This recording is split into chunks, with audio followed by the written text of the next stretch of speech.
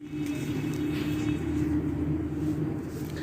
Friends, मैं निशा गर्ग और आज मेवाड़ के इतिहास में हम आगे का पार्ट पढ़ेंगे। मित्रों, आगे के पार्ट में मैं आपको बताऊंगी अब्दुल रहीम खान खाना के बारे में। मित्रों, अब्दुल रहीम खान खाना जो थे वो अकबर के द्वारा भेजे जाते हैं प्रताप के विरुद्ध युद्ध करने के लिए 1580 में जब भेजे जाते हैं तो अब्दुल रहीम खान खाना क्या आते हैं कि अपने परिवार को भी, पूरे परिवार को भी साथ लेकर आते हैं और शेरपुर नामक एक कस्बा होता है, शेरपुर, और जिसको बशेरपुर भी कहा गया। मित्रों, शेरपुर और बसेरपुर, इस जगह पर अपने परिवार को छोड़कर मित्रों वो क्या होते हैं, संघर्ष की तैयारियों में जुट जाते हैं। लेकिन महाराणा प्रताप के पुत्र अमर सिंह को अब्दुल रहीम खान खाना के इस योजना का पता लग जाते हैं और वो शेरपुर पर आक्रमण कर देते हैं। मित्रों, शेरपुर पर आक्रमण करके और अब्दुल रहीम खान खाना के जो परिवार होता है उसको बंदी बना लेते हैं।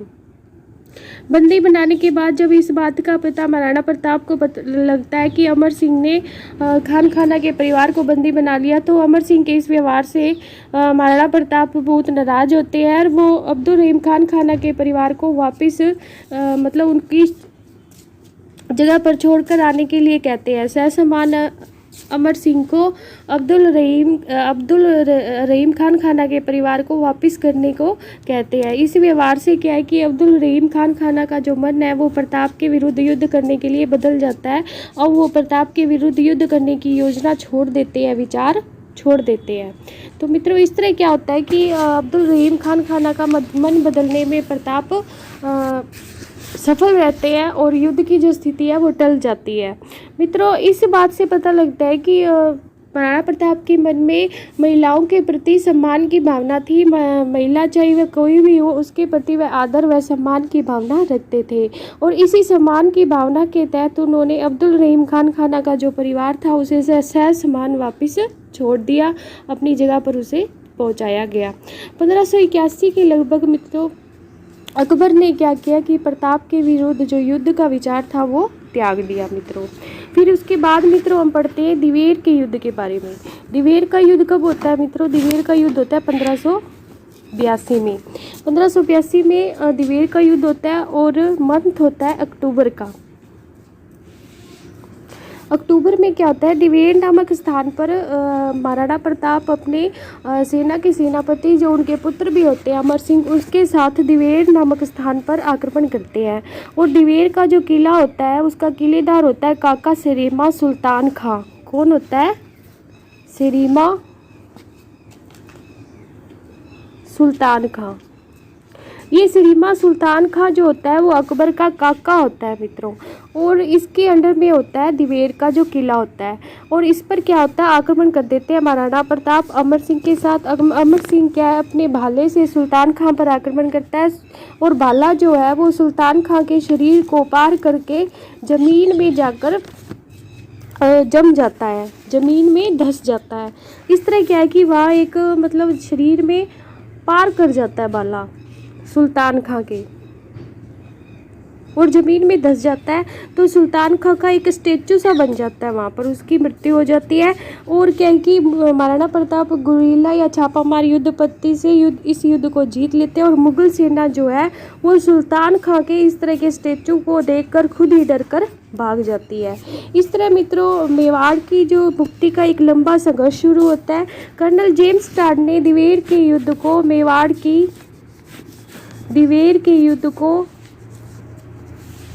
मेवाड़ का मैराथन कहा है। मित्रों, कर्नल जेम्स टॉड ने दिवेर के युद्ध को मेवाड़ का मैराथन कहा है और प्रताप के गौरव का प्रतीक कहा है। मित्रों, प्रताप के गौरव का प्रतीक किसने कहा है? कर्नल जेम्स टॉड ने।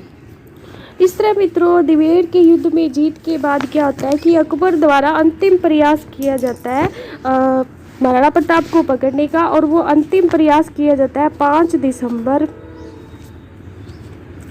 1584 को।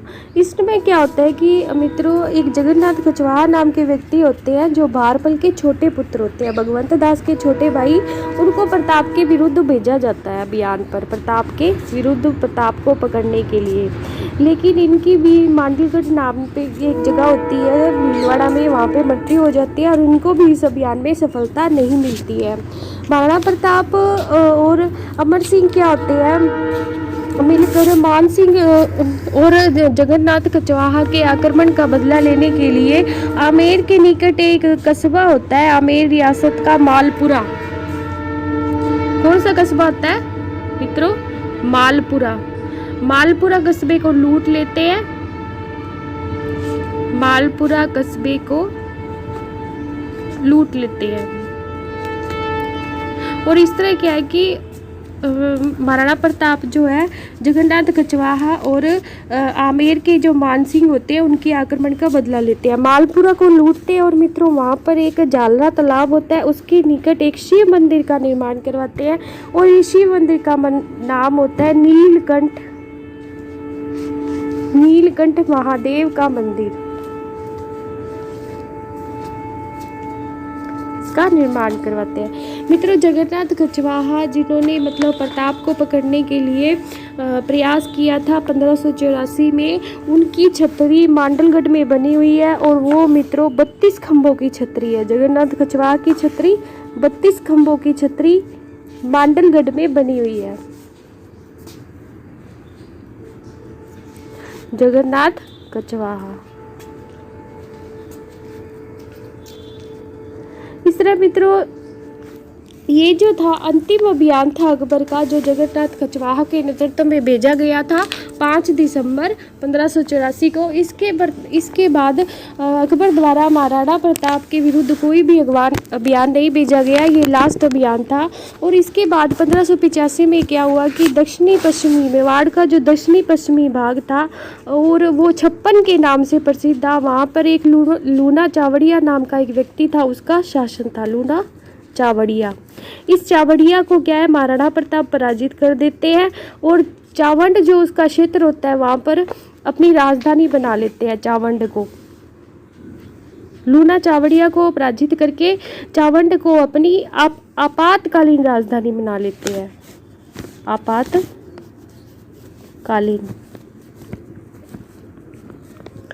और चावंड जो है ये 1585 से लेकर अगले 28 वर्षों तक, 1585 से 28 वर्षों तक मेवाड़ की राजधानी रहता है मित्रों।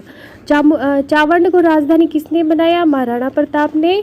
और कितने वर्षों तक? 28 वर्षों तक मेवाड़ की राजधानी रहता है। उसके बाद मित्रों यहाँ पर क्या है, चावंड में महाराणा प्रताप द्वारा चामुंडा माता का मंदिर भी बनवाया जाता है, चामुंडा माता का मंदिर। इस तरह क्या है मित्रों, महाराणा प्रताप द्वारा चावंड को अपनी आपातकालीन राजधानी बनाया जाता है।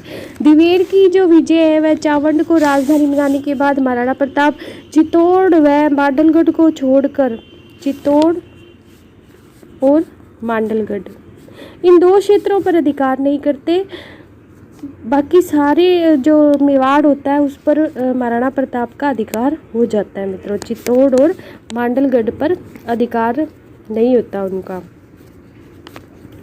इसके बाद मित्रों 1597 में एक बार क्या होता है कि महाराणा प्रताप जो है अपने धनुष पर प्रत्यंचा चढ़ा रहे होते हैं, तो 19 जनवरी 1597 की बात है मित्रों। 19 जनवरी 1597 जब वो एक धनुष पर प्रत्यंचा चढ़ा रहे होते हैं तो उनमें क्या है कि उनके पैर पर चोट लग जाती है और चावंड में ही उनकी मृत्यु हो जाती है मित्रों। और इस समय उनकी आयु जो होती है मित्रों 57 ईयर्स होती है। और एक बहुत ही बड़े महापुरुष का इस समय क्या होता है, अंत हो जाता है, जिनकी वीरता की गाथा आज भी हमारे राजस्थान के कण-कण में समाहित है। और वीरों की इस मतलब कतार में या राजस्थान के वीरों की श्रेणी में महाराणा प्रताप का नाम बहुत सम्मान से लिया जाता है, क्योंकि उनकी शौर्य और वीरता की जो गाथा है वो राजस्थान में ही नहीं पूरे भारत में प्रसिद्ध है मित्रों, पूरे भारत के इतिहास में अमर है। महाराणा प्रताप के बारे में कहा जाता है कि उन्होंने आजीवन इतने कष्टों का सामना करते हुए भी अपने कर्तव्य को भली भांति निभाया। चावंड से मित्रों 11 मील दूर, चावंड से 11 मील दूर मित्रों एक कस्बा है जिसका नाम है बारडोली। इस बारडोली में मित्रों महाराणा प्रताप की छतरी बनी हुई है। यहीं पर क्या होता है, महाराणा प्रताप का संस्कार किया गया और यहीं पर उनकी 8 खंभों की छतरी बनाई गई, जो हमेशा हमें इस महान योद्धा की याद दिलाती है। तो मित्रों जब महाराणा प्रताप की मृत्यु हो गई और उन मृत्यु का समाचार जब अकबर तक पहुंचा, तो अकबर ने इस बारे में क्या प्रतिक्रिया की उसके बारे में जानते हैं मित्रों। अकबर तक ये जो महाराणा प्रताप की मृत्यु का जो समाचार है वो दुर्सा आडा ने पहुंचाया मित्रों। किसने पहुंचाया? दुर्सा आडा। और दुर्सा आडा ने अपने शब्दों में इस चीज़ को व्यक्त किया कि कैसी जो उस समय दरबार की परिस्थिति हो गई, उसको उन्होंने अपने शब्दों में कहा है कि राणा प्रताप तेरी मृत्यु पर बादशाह ने दांत में जीभ दबाई और निश्वास से आंसू टपकाए, क्योंकि तूने अपने घोड़े को नहीं दगवाया, पगड़ी को किसी के सामने नहीं झुकवाया, वास्तव में तू सब तरह से जीत गया। तो मित्रों अकबर भी जो थे वो महाराणा प्रताप की मृत्यु पर बहुत दुखी होते हैं और उसकी आंखों से भी आंसू निकल जाते हैं। इसके बारे में दुर्सा आडा ने राजस्थानी में भी एक वक्तव्य कहा है। उन्होंने कहा, अस लागो अणदाग पग ले गो अण नामी, गहलोत रणजीत गई दसन मूंद रसनासी, निसास मूक मरिया नयन में मर्त शाही प्रताप सी। मतलब प्रताप जैसा कोई भी वीर है वो राजस्थान में नहीं हो सकता।